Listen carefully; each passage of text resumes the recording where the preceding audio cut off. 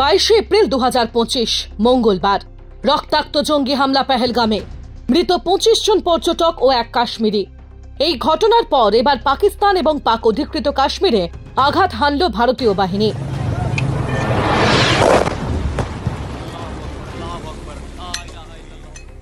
অবশেষে কাশ্মীরের পেহেলগামে জঙ্গি হামলার কড়া জবাব দিল ভারত।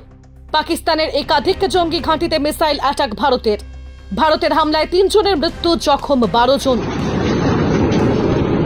প্রাণহানির ঘটনা স্বীকার করেছে পাকিস্তান। পেহেলগামে মর্মান্তিক জঙ্গি হামলার পর ভারতের এই প্রত্যাঘাতে খুশি দেশবাসী। आज जो उन 26 लोगों का बदला वहाँ पे लिया गया तो हम तो खुश हैं। কিন্তু সিঁদুরে মেঘ দেখছে বিএসএফ জওয়ান পূর্ণম কুমার সাউয়ের স্ত্রী এবং তার পরিবার।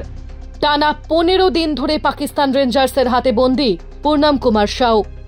পূর্ণমের মুক্তির বিষয়ে আশার আলো দেখলেও অপারেশন সিন্দুরের পর আপাতত তাঁর মুক্তির কোনো দিশা দেখতে পাচ্ছেন না পরিবার।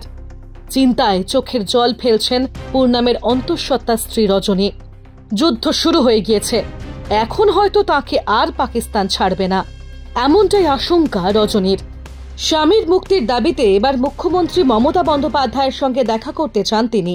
দেখুন, 2 দিন আগে যে নিউজটা পেলাম কি পাকিস্তান থেকে যে রেঞ্জার ধরা গেছে, কিছু একটা উম্মিদ ছিল কি হ্যাঁ এখন হয়তো এক্সচেঞ্জ করবে, ওরা বলবে কি হ্যাঁ জীবন টেক पर আপনি মেরা জওয়ান को दीजिए मैं। কিন্তু কালকে যে জিনিসটা হয়েছে একদম মানে কিছু বলারই মতো নেই কি হবে না হবে। কেন কি যেই জিনিস আমরা ভেবেছিলাম হ্যাঁ ইউথ হবে, কিন্তু কালকেই হবে সেই জিনিসটা তো জানা ছিল না। আমরা ভেবেছিলাম ওর আগেই নাকি হয়তো ওরা ইয়ে করে দিয়ে রিলিজ করে দিবে, কিন্তু আপনি ভাবুন ও তো ইন্ডিয়াতে নেই, পাকিস্তানে আছে, আর ওর দেশে এত বড় ইউথ হচ্ছে, ওর তো কন্টিনিউ। তো ওরা আমার এখন পজিটিভ কিছু আমি দেখতে পাচ্ছি না কি হবে না হবে। এখন আরো ভয় লাগছে কি আরো বেশি দিন হয়তো টানতে পারে, কেন কি এটা তো এখন কন্টিনিউ চলবে। সিও সাহেবকেও ফোন করলাম, উনি বলছেন কাম চল রা, ঘরে বসে শুধু ফোনই করতে পারবো, আর তো কোথাও যেতেও পারছি না, কাউকে কিছু বলতেও পারছি না। ভয় তো হচ্ছে। দেখুন কালকে যে জিনিসটা হয়েছে সকালের নিউজটা আমি জানতে পেলাম, তারপর থেকে আমি পজিটিভ কিছু কোথাও না শুনতে পাচ্ছি না দেখতে পাচ্ছি। সবাই একটাই কথা বলছে এত বড় ইউথ হয়ে গেল, চান্স কম আছে, সবাই এটাই বলছে। সবার কথাগুলো শুনে একটু ভয় লাগছে। আমি ভেবেছিলাম ওর আগে ওনাকে হয়তো রিলিজ করে দিবে, কিন্তু কালকে এই জিনিসটা হয়ে গেছে। এখন কার কাছে কথা বলবো কি বলবো কিছু বুঝতে পারছি না। সিএস সাহেবকে সোমবার ফোন করেছিলাম, ওনারাও আমার নাম্বার নিয়ে রেখেছিল, হ্যাঁ জানানো হবে। একবারও কেউ ফোন করেনি আমাকে। এই আজকে বুধবার, আজকে 8 দিন হয়ে গেল। আমি বুধবার আগে বুধবারকে আমি সিও স্যারকে দেখা করেছিলাম, আজকে 8 দিন হয়ে গেল, কোনো খবর নেই, কোনো ফোন নেই, কিছু। দেশে যা সিচুয়েশন আছে এখন কারো উপর ভরসা করতে পারছি না।